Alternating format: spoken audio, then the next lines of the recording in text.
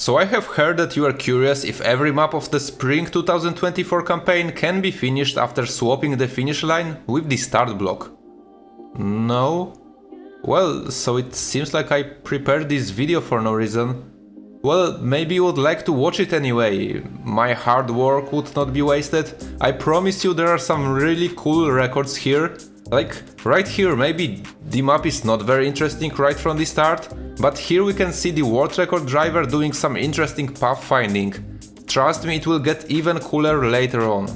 Look right now, he's about to overcome that big steep wall by driving around through the hills and entering back to the track. How smart is that? Being smart is going to be a key factor to make some of the finishes possible, but unluckily, this is not always enough. If we take map number 2 and replace the usual finish with the starting point, we will get completely stuck in a small isolated area. There is no way to accumulate speed, do any jumps, just a very deep hole with no escape. Pretty unfortunate. Luckily, the maps that are completely out of question are in the minority, and we get to enjoy a lot of really spectacular runs on most of the tracks. And currently it is time for map 3 to show us what kind of trickery has to be done to get to the finish. The first part is easy to get through but difficult to control because of the reactor boost, but the real difficulty comes at the big water pool. Our world record holder Uvder goes for a torch bounce into a double backflip, very stylish execution and also a great way to keep a lot of speed for the remaining part of the track.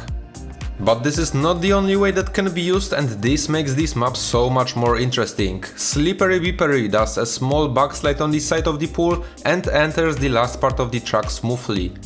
I know I have been saying this on every video probably, but I love when there is more than just one way to finish the track.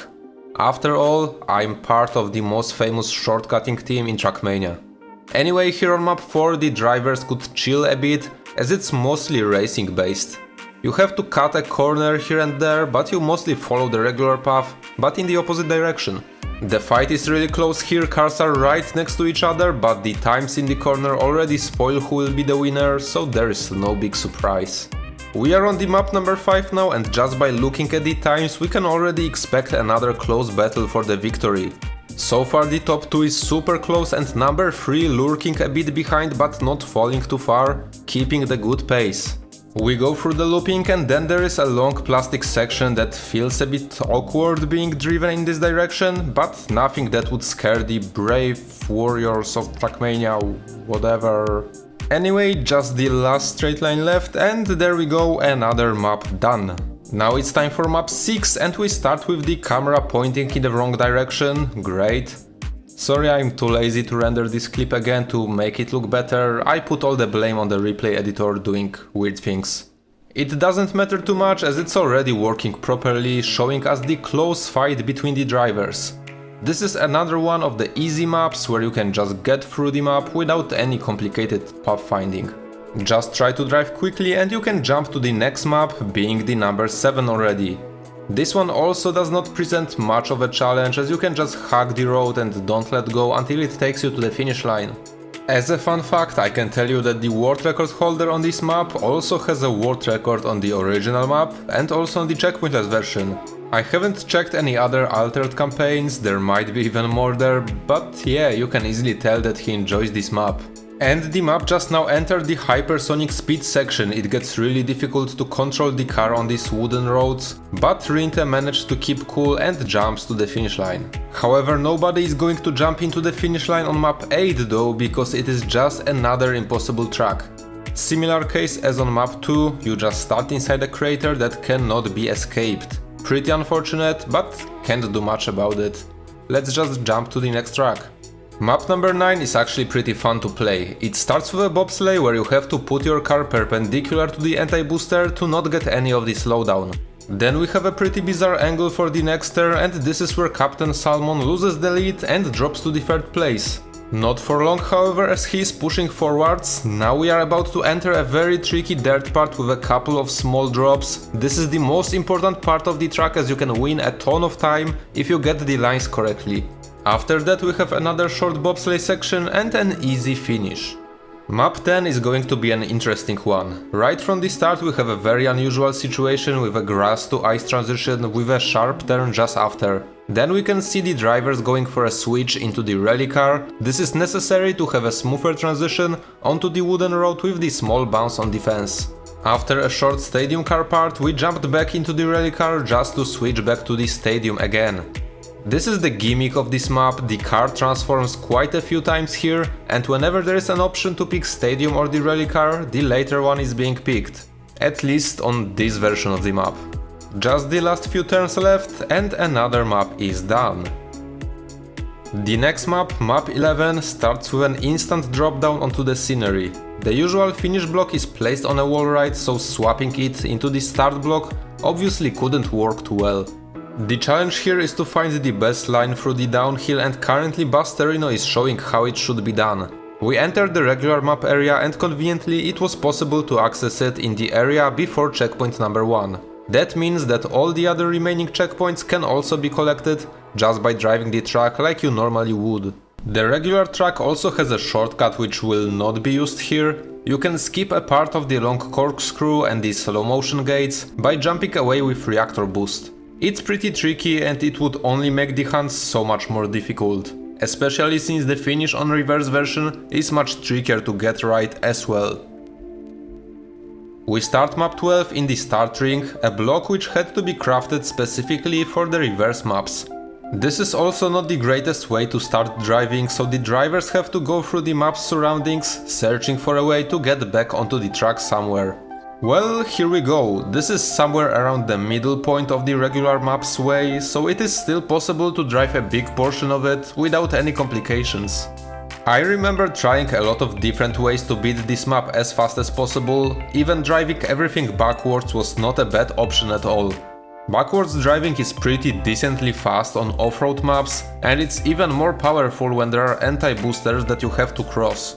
Here we go with the last checkpoint of the normal path, so it's time to get out of the map and find a way to collect checkpoints from the first half. A bit of grass mowing and a jump over this tiny wall and we are yet again on the track. We take the checkpoint, turn around, and now all that's left is going straight towards the finish. A pretty complicated way, but an efficient one as well. Map 13 was one of the tricky ones where it was not obvious if it was even possible to finish it at first. It was eventually validated by Dragon, but the runs we see right now are using a different way. For the start you can follow the wooden road and you want to accumulate as much speed as you can, because when the road ends you want to jump up towards the snowy hills and get a big bounce across the snowy area all the way to the other wooden road. Proximate managed to fly directly into the checkpoint but had to respawn because of the bad landing. iCoco also had to respawn once to get the bounce correctly, but then had much better landing on the road and grabbed the first position. Now it's all about following the road all the way to the finish. Some of the turns and hills are very weird to drive in this direction, so you can easily fly out of the map by accident, so it is better to just drive safely once you got a decent start before. I mentioned before that the validation run used a different way, and I think it is also worth showing it. Here, instead of jumping towards snow at the end of the first wooden road, you turn 180 degrees and start going back where you came from. There is a very conveniently placed spot that lets you jump out of the road and similarly also bounce towards the snow hills. You have to land all the way on the top and then you can slowly drive on the snow for a while until you are back on the track.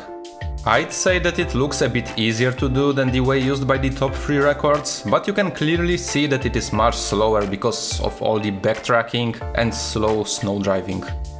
Map 14, oh god. I would like to say that I can't remember a single less enjoyable campaign map than this one, but a stunt mode campaign was released recently, so now I would have plenty of examples. Anyway, this map has a pretty random trick that you can do with the reactor boost at start. It looks like just pure luck fiesta, but here we can see a pretty much perfect execution. You hit the wall, get a random bounce and pray that you fly towards the checkpoint. Here Captain Salmon got it while also keeping a ton of speed for the rest of the map. And the remaining sections are not really fun to play either, a bunch of weird ice slides and a bit of water to make them even more weird. Yeah, I did not enjoy a single second playing this map, whether it was normal map, checkpointless or reverse, but it is still very satisfying to watch someone who nails everything perfectly. Here for the ending you also have to jump over the water pool or you get stuck there just to ruin your run in the very last possible moment. And if you don't feel like playing the lottery at the start, there is an easier and very consistent way to just go around and reach the checkpoint. It is so much slower, but still New Nokia managed to get third position with it. That's mainly because nobody bothered with doing the random bounce. That should give you an idea of how awful it is to try. Map 15 for a change is not awful at all, it actually works pretty well in reverse. Map 15 for a change is not awful at all, it actually works pretty well in reverse. I will let you watch the runs yourself and I will go a bit off topic, but just a little bit. I want to mention one thing that some people might have missed. I will stop doing these reverse and checkpointless videos for a while. I will still make a video for the campaigns that people hunted before, so that is Rally Discovery Reverse and the Desert Discovery Checkpointless and Reverse, but starting from the summer 2024 campaign, I am taking a break. The reason for that is my lack of time and a long queue of unfinished projects. Doing these long videos is always time consuming and because of the discovery campaigns, I had even more work with them, and now also stunt mode is out and I want to do some content around it as well, so I decided to just cut it here.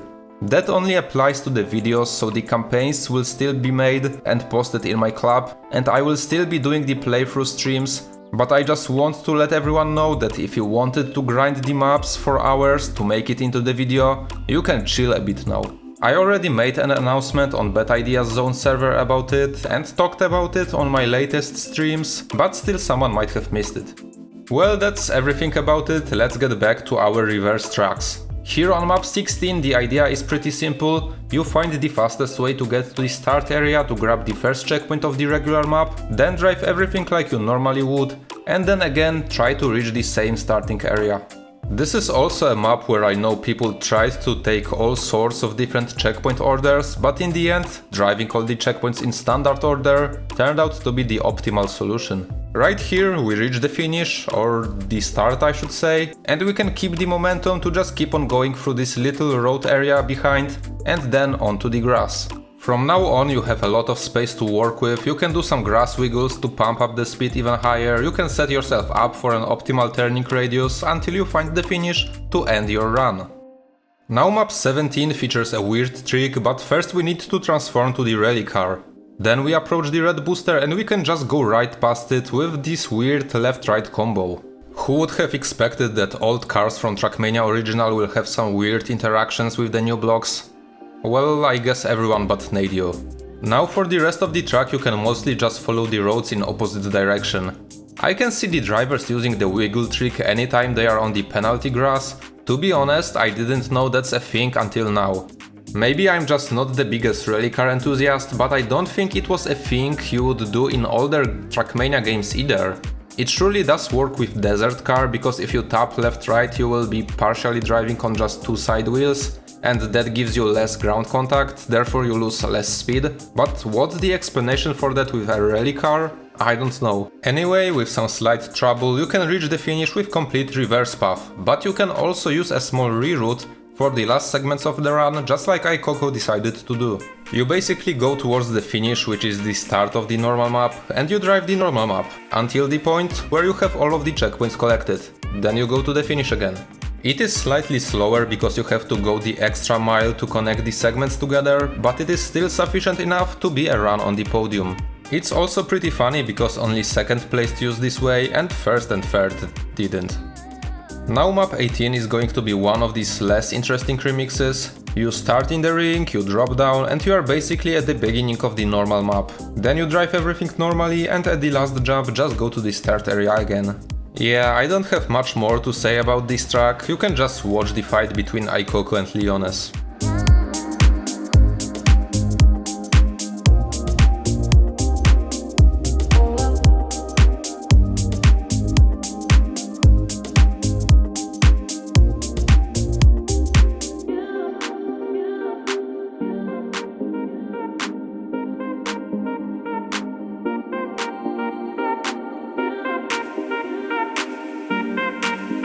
We are almost at the end, and here we have the most difficult part of the track, a very precise jump directly to the finish.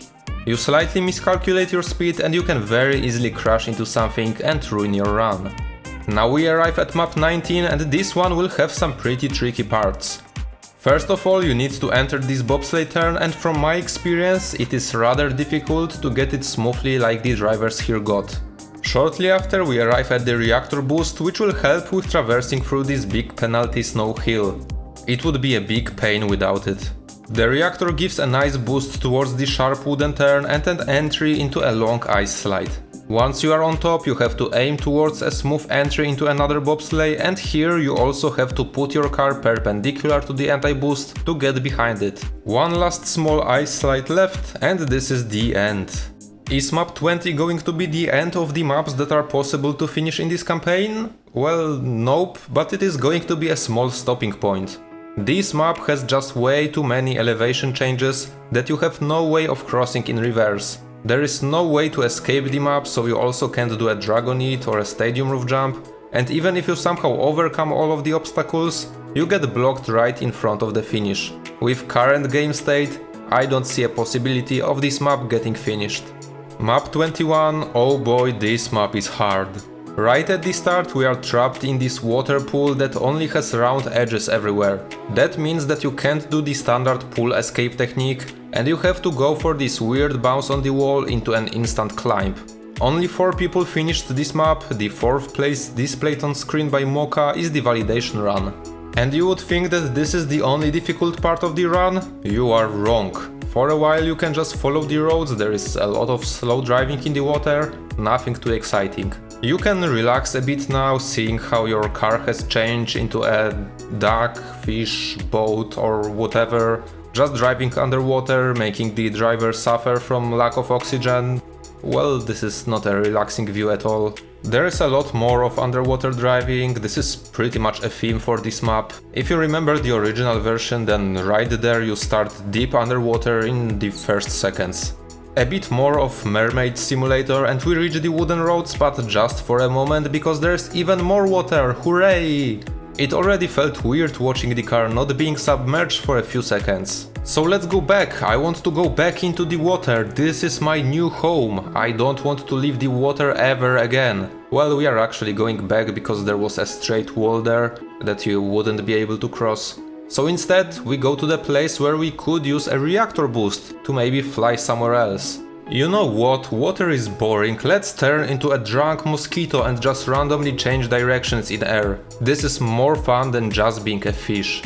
By landing here we can easily drop down and start driving the map again, as we are next to the checkpoint that we should be taking right now. This will be a bit of a chill part right now, where we can just enjoy being a car driver for a while, using the roads, a bit of sand perhaps, changing the surfaces we drive on, just being on the ground like a regular car, but no!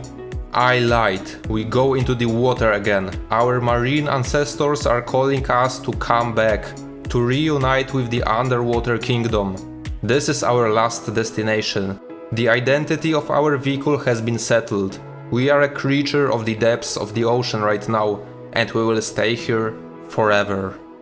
Because of all the confusion with moving between two worlds, we have totally forgotten the rules of the traffic and began moving backwards. But in the underwater world, nobody will judge you. Okay, now we go forwards again, I'm just so confused, what is going on? Please just skip to the next map, alright? Oh, thank god, this is map 22 and I see no water here, at least so far. We drop from the start ring and land somewhere in the middle of the map. Let's just go in the checkpoint direction and see where that will take us, I guess. Very quickly, we get stuck at the wall, so let's just respawn and go somewhere else. We are now moving in the standard map direction, so this should let us collect all of the missing checkpoints between the ones we have already collected and the finish of the map. That should cover the second half of the map fully. A big wall bounce, and in the background you can see a ring checkpoint which was taken before the respawn. That means it's a great area to continue driving from. Now we switch to driving in the opposite map direction and collecting the checkpoints from the first half of the map. Some of the transitions and turns will get weird now, but nothing that would cause a lot of problems. Just don't expect a high levels of smoothness from now on. It's mostly going to be about driving up the spirals on these grassy surfaces with some road parts here and there. This is one of the flow breakers, as here you have to crash into the wall, hoping that it will get you to the other side. This is one of the tricks that could potentially kill your run very easily. We continue into the roads, and in a moment you will have to start worrying about your speed more than about driving optimal lines. The map ends with a difficult speed check that even with perfect speed will not work smoothly, so you need to care about every single unit you can potentially gain. Here we go, bounce on the ledge, directly into the finish line. The black maps of this reverse campaign are a true nightmare, as we have another extremely difficult track. We only have 3 finishers here, and Damel is the one that validated it, so kudos to him. The start isn't so bad, you can just go forwards and try to collect some of the checkpoints.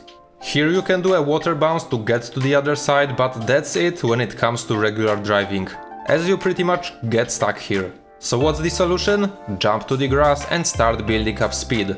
The way the map is built, it is not possible to reach any useful parts of the map by jumping from the stadium roof, and if you decide to go for the Dragon Eat, you would have to do it twice, which is not very motivating. Luckily there is a third option, let's jump forwards a bit to skip the boring driving on grass, and here we are approaching one of the support walls which we can crash into, and thanks to the recent changes of wood properties, it is possible to drive it like a wall ride. This takes us to the beginning sector of the regular map, so from now on you can collect all of the missing checkpoints by just following the intended route of the track. So there will not be anything interesting going on for a while, we have some transformation gates, set stuff.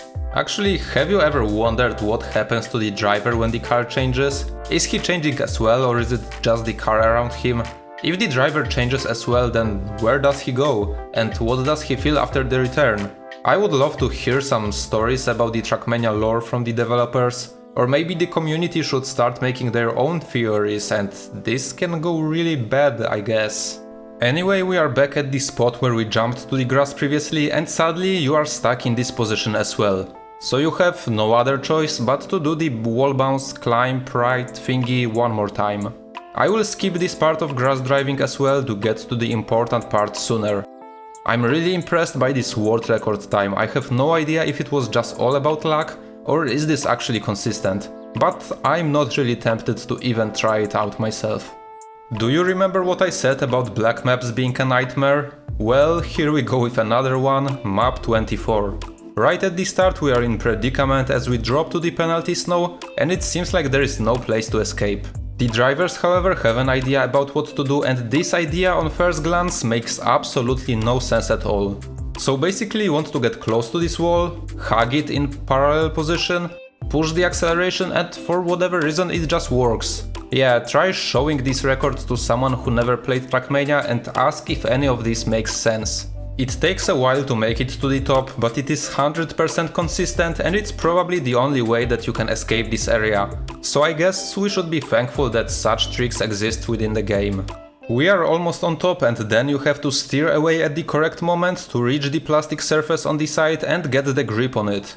Once you get there, the rest of the map is not that difficult, but you need to be smart with which way you decide to use. The drivers decided not to take any of the checkpoints, but instead grab some speed, use the wooden road to make a sharp turn and jump to the right. This will take you to the beginning of the map, and as we have learned from the previous maps, that opens up the possibility of taking all of the checkpoints in regular map order. I will let you watch the runs alone for now, and I will get back when we reach something unusual.